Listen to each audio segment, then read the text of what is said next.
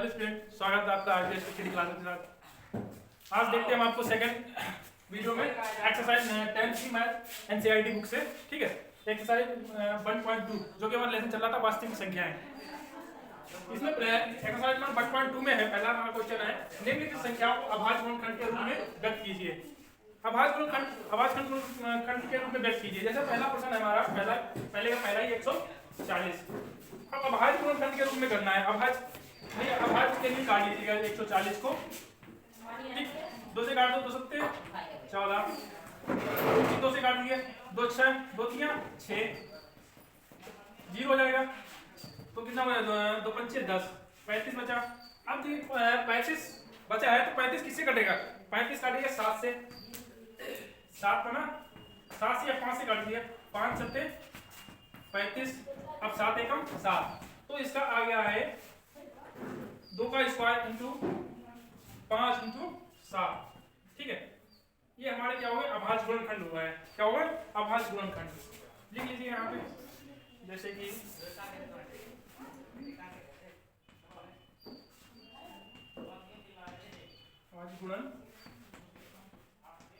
गुणनखंड बराबर क्या हो जाएंगे? 2 का स्क्वायर इंटू 5 का। ठीक, ये हमारे अभाज्य गुणनखंड हुए। अब इसी का दूसरा है, दूसरा क्या कह रहा है? 156 है। 156 काटना है। 156 को पहले देख लीजिए कि हमारे यहाँ लास्ट में सम संख्या है तो सम से ही काटने की कोशिश करें। विषम संख्या है तो विषम से ही कटेगी, ना कि सम से कटेगी। ठीक है, तो 2 से काटने, 2 सत्ते 14, 2 अट्ठे 16, 2 3 6, 2 ने 18। ठीक, ये 2 से तो कट गया है। क्या 3 से कटेगा? 3 से भी कट जाएगा। 3 एकम 3, 3 दिया 9। अब क्या 13 कर पाएगा हमारा? 13 नहीं कटेगा। 13 एकम 13 खुद एक विषम संख्या है। तो अभाज्य गुणनखंड इसके क्या हो जाएंगे? अभाज्य गुणनखंड बराबर क्या हो जाएंगे? 2 का स्क्वायर गुणा 3 गुणा 13। ये हमारा आंसर हो जाएगा। ठीक, अब इसका थर्ड है। थर्ड क्या कह रहा है देख लीजिए भाई। थर्ड 3825। 3825। ठीक, 3825 को काट लीजिएगा।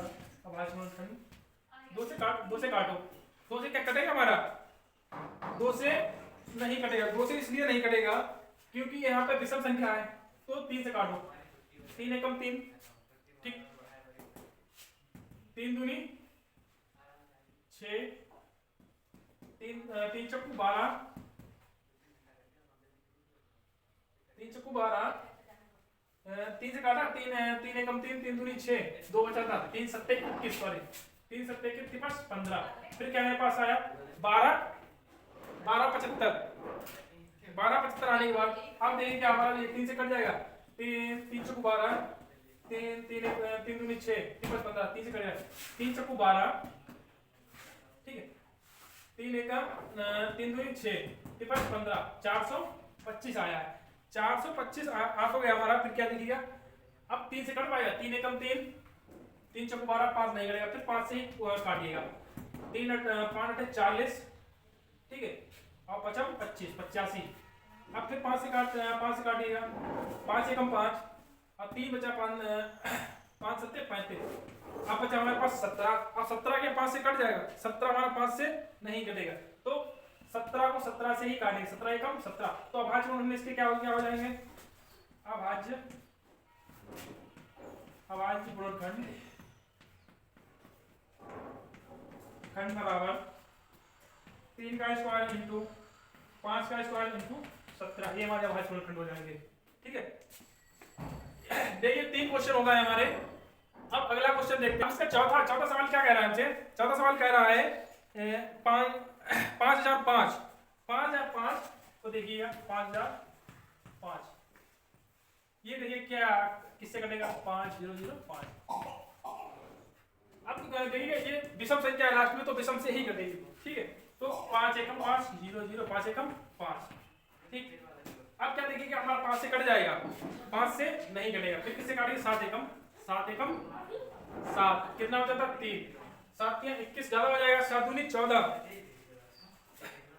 7 दूनी 7 एकम 7 तो 3 बचा था, 7 चौक 28, 7 चौक 28, 20 था 30 था, 2 बचा 7 तिया 21, 143, 143 जो आया हमारा वो किससे कटेगा, क्या 3 से कटेगा, 3 15 नहीं कटेगा, फिर सीधे सीधे काटिएगा 11 से, 11 एकम 11,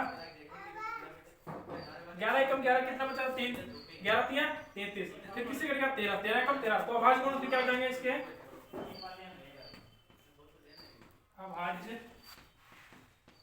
गुणन खंड बराबर, अभाज्य गुणन खंड क्या हो जाएंगे 5 गुणे 7 गुणे 11 गुणे 13, यही हमारा आंसर हो जाएगा, 5 गुणे 7 गुणे 13, ये हमारे अभाज्य गुणनखंड हो जाएगा। अब इसका दूसरा पार्ट है, दूसरा पार्ट क्या कह रहा है 7429, पांचवा पार्ट है इसका, पांचवा लास्ट है 7429, इसको काटना है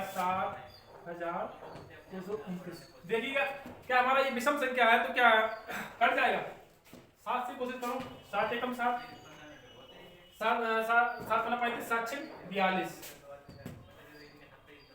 7 से कट जाएगा क्या, देखिएगा 7 तिया 21, 7 चौक 28 नहीं कटेगा, तो 7 तिया 21, ठीक है, ये 7 से तो नहीं कट रहा है भाई, तो 7 से नहीं काट सकते हम, तो डायरेक्ट देखिएगा 7 काटिएगा 17 से, 17 से काटेंगे, 17 कम 17 दूनी 34, 17 तिया 51, 17 चौक 68, 4 बार जा रहा है, 17 चौक 68, 68 में 74 से 68 जाए तो कितना बचेगा, तो 2 तो बच गया 70 हो गया, और 2 वो क्या 4 बचा है, तो 17 17 दूनी 34, 17 क्या 51, ठीक है, देखिएगा आगे, फिर 17 फिर क्या 17 से कटेगा नहीं कटेगा, फिर कटेगा 19 से, 19 कम 19, 19 दूनी 38, 19 या 57, ठीक, फिर 23 तो 23 से ही कटेगा, 23 से कम 23, तो अभाज्य गुणनखंड इसके क्या हो जाएंगे,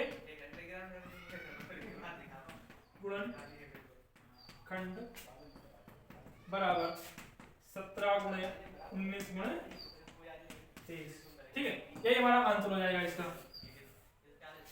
तो पहले क्वेश्चन के तुम्हारे सभी पार्ट्स हो गए, अब देखिए दूसरा क्वेश्चन हमसे क्या कह रहा है, दूसरा क्वेश्चन क्या कह रहा है, दूसरा क्वेश्चन हमारा है यहाँ पे, ठीक है, पूर्णांकों के निम्नलिखित युग्मों के एलसीएम और एलसीएम ज्ञात करो तथा इनकी जांच करो कि दो संख्याओं का गुणनफल बराबर एचसीएफ इनटू एलसीएम है, क्या है, कह रहा है कि पूर्णांक को दे रखा है, उनका एचसीएफ ज्ञात कीजिएगा और एलसीएम ज्ञात कीजिएगा, फिर उनकी जांच करो कि क्या एचसीएफ और एलसीएम बराबर आ रहे हैं या नहीं आ रहे हैं, ठीक है, देखिएगा पहला क्वेश्चन हमारा है 26 और 91, पहला क्वेश्चन है 26 और 91, 26 और 91 है, ठीक है, फिर कह रहा है तो 26 के क्या क्या अभाज्य गुणनखंड हो सकते हैं, 26 के अभाज्य गुणनखंड, गुणनखंड बराबर, तो 26 का क्या क्या गुण हो सकते हैं, 13 गुणे 2,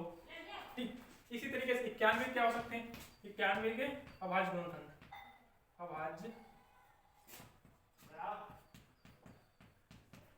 गुणनखंड, 91 क्या क्या अभाज्य गुणनखंड हो सकते हैं, 91 हो सकते हैं, देख सकते हैं 91, 13 गुणा या 13 गुणा 7 या 7 गुणा 13, ठीक, तो 13 गुणा इसका 26 के अभाज्य गुणनखंड 13 गुणा 2, 91 का अभाज्य गुणनखंड है 13 गुणा 7, 13 7 91, 13 दूनी 26, तो एचसीएफ कितना निकल के आया है, एचसीएफ बराबर कितना निकल के आया है, एचसीएफ निकल के आया है 13, नोट करिएगा इसे, ठीक है, अब कह रहा है एलसीएम, एलसीएम भी ज्ञात करना है, एलसीएम क्या क्या होता है, एलसीएम, एलसीएम बराबर, एलसीएम अच्छा देखिएगा 13 गुणा 2 गुणा 7, 13 गुणे 2 गुणा 13 दूनी 26 और 26 सत्ते 182, 26 सत्ते 182, एलसीएम निकल गया हमारा 182 किसका, 26 का उसका, ठीक है, अब कह रहा है कि हमसे, अब क्या कह रहा था, उसकी जांच करो कि दो संख्याओं का गुणनफल एचसीएफ इनटू एलसीएम है, ठीक, दोनों संख्याओं का गुणनफल ज्ञात कर लीजिएगा, देखिएगा दोनों संख्याओं का गुणनफल बराबर, तो दोनों संख्याओं का गुणनफल बराबर क्या हो जाएगा? दोनों संख्याओं का गुणनफल, दो संख्या कौन थी? 26 और 91। 26 गुणा 91, 26 गुणा 91, 26 और 91 गुणा जब कराएंगे तब हमको मिलेगा 23 और 66। 26 और 91 गुणा जब कराएंगे 23 और 66 मिलेगा आपको। ठीक है, अब देखिए अब क्या पूछा था, HCF इंटू LCM बराबर है कि नहीं है। ठीक है, तो HCF इंटू LCM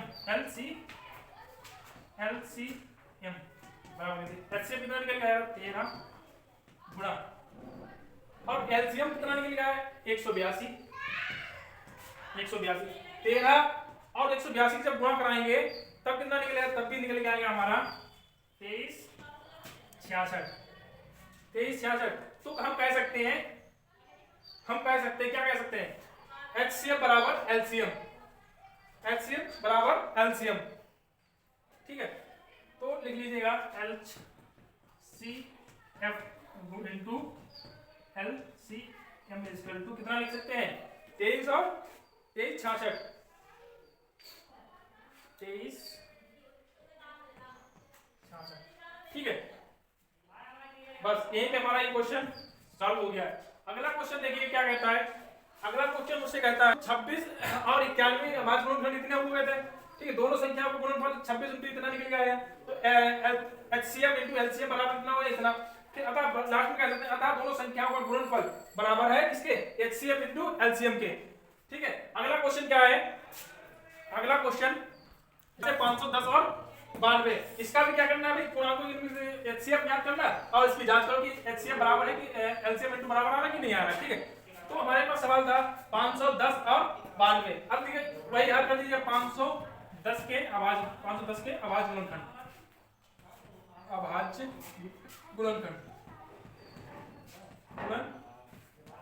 तो अभाज्य गुणनखंड क्या क्या हो सकते हैं इसके? 2 गुणा 3 गुणा 5 गुणा 17, ये इसके अभाज्य गुणनखंड हो सकते हैं। फिर देखिए 92 क्या क्या हो सकते हैं? 92 के अभाज्य गुणनखंड, ये डैश लगा दे, समझ में आ जाएगा आपके। ठीक है, तो 96 हो सकते हैं 2 गुणा 23, 2 दूनी 4 और 23 से कुछ 96। ठीक है, तो आगे देखिए अब क्या करना है। अब मुझसे कह रहा है कि HCF बराबर है कि नहीं है। तो HCF इसमें कितना निकल गया है? देखो इसमें भी भाई 2 काउंट मिला है इसमें, तो HCF कितना निकल गया? HCF equal to 2। ठीक, HCF 2 निकल के आया है हमारे पास। तब आगे क्या करना है? अब LCM निकालना है। LCM क्या क्या हो सकता है? LCM बराबर क्या हो जाएगा? LCM बराबर 2 गुणा, लिख लिए 2 गुणा, ऐसे लिखिए 2 गुणा, ठीक, 3 गुणा 5 गुणा 17 गुणा 23। ठीक, 2 गुणा 3 गुणा 5 गुणा 7 17 गुणा 23। ठीक है, ये इसके हो गए हैं। तो इसका क्या हो जाएगा? 23,460। अगर इसकी हम गुणा जब कराएंगे तब हमको मिलेगा 23,460। ठीक है, अब दोनों संख्याओं का गुणनफल करने पर दोनों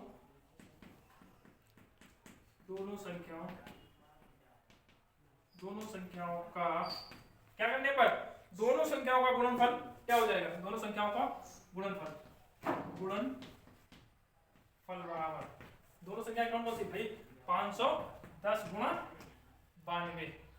ठीक, कितना मिलेगा हमको? 23,460। 23,460 जब मिल गया हमको, अब क्या कर सकते हैं? अब हमारा निकल गया HCF इंटू LCM, मतलब कि बराबर है किसके? लिख लीजिए अतः HCF इंटू LCM बराबर है किसके? 23,460 के। ठीक है, यही पे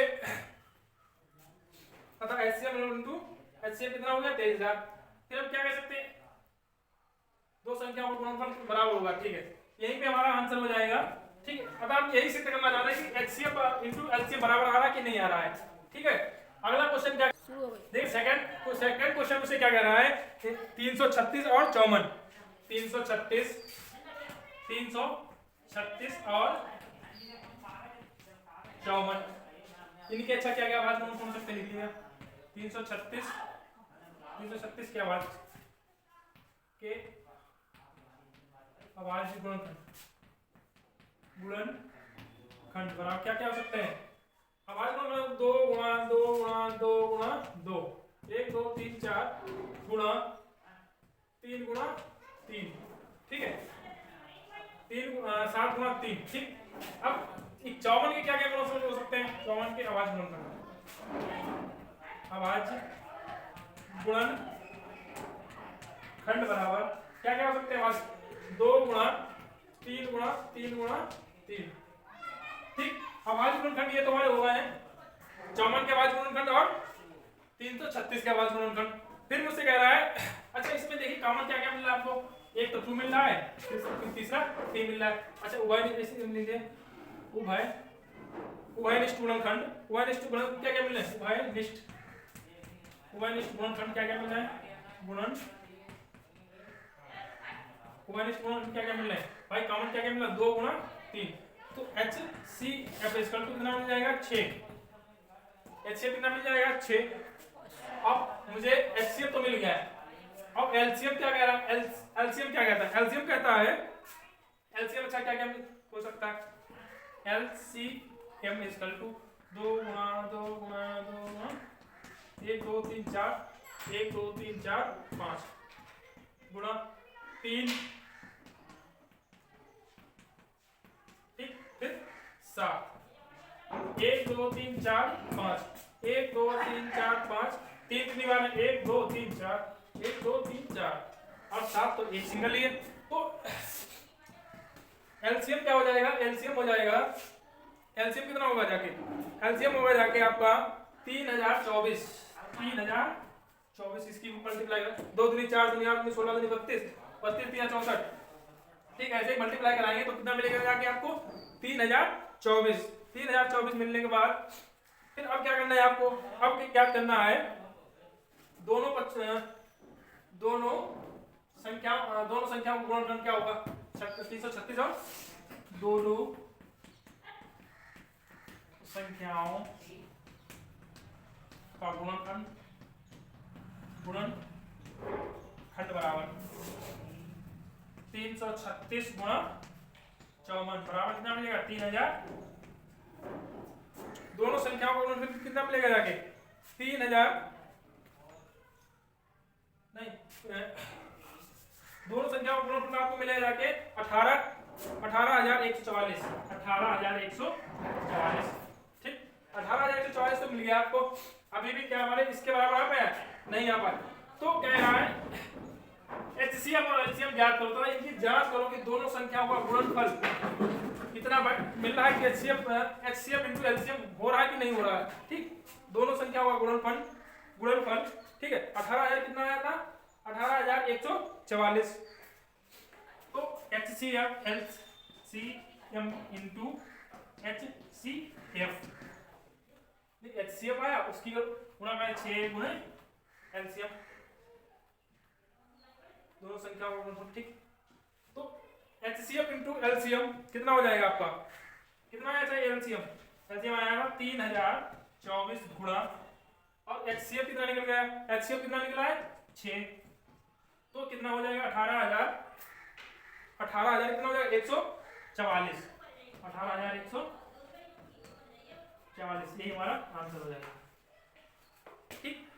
कुल मिला कहने का मतलब यही है कि हमसे ये पूछ रहा है कि दोनों पूर्ण संख्या पर के HCF और LCM ज्ञात करो, ठीक, हमने ये HCF भी ज्ञात कर लिया और LCM भी ज्ञात कर लिया, ठीक, यहाँ तक हमारा सॉल्व हो गया। फिर तथा इसकी जांच करो कि दोनों संख्याओं का गुणनफल HCF into LCM है कि नहीं है, ठीक, वही वजह हमने कर दिया, HCF भी है, जांच कर दी, ठीक। अगला क्वेश्चन क्या है, इसका तीसरा सवाल है, तीसरा सवाल मैं आपको कराता हूँ अगली नेक्स्ट वीडियो में, आप बने रहिएगा हमारे आरबीएस क्लासेस के साथ, ठीक है, चैनल को लाइक करें, सब्सक्राइब करें।